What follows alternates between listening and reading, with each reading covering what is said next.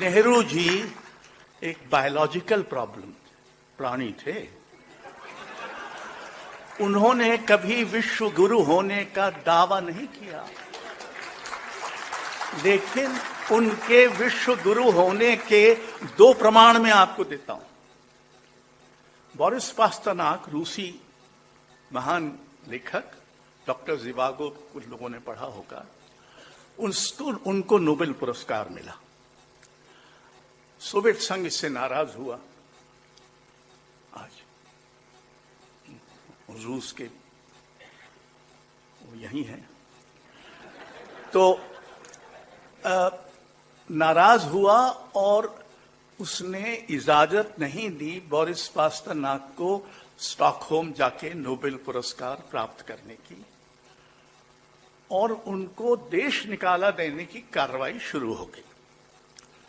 इस पर लंदन में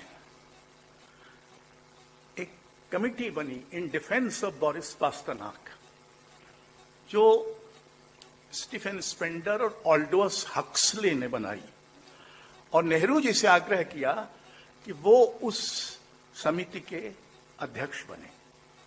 नेहरू जी राजी हुए।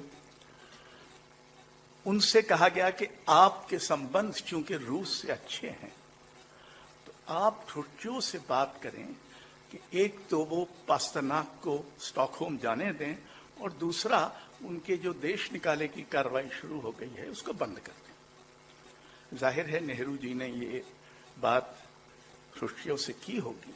खुर्चियों ने पहली बात तो नहीं मानी, यानी उनको नोबेल पुरस्कार लेने नहीं जाने दिया, लेकिन दूसरी बात मानी और पास्तरनाक को देश निकाला देने की कार्रवाई बंद हो गई।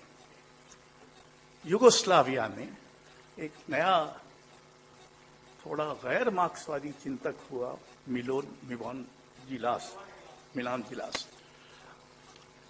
टीटो, जैसा कि अक्सर होता है, जो तानाशाह होते हैं वो दूसरी राय पसंद नहीं करते और दूसरे को ही गायब कर देते हैं।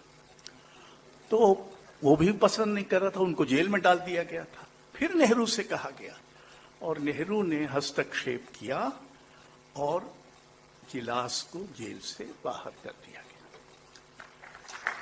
कोई दावा नहीं किया कि विश्व गुरु हैं, लेकिन विश्व गुरु थे। अब नेहरू जी की जो पूरी मानसिकता है उसमें तीन बातें एक साथ हैं।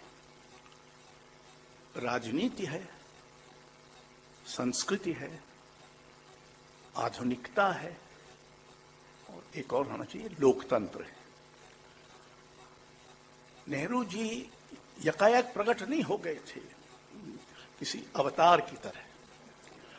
वो एक मनुष्य थे जिनमें मनुष्यता के मनुष्य होने की सारी कठिनाइयां और संभावनाएं एक साथ थी।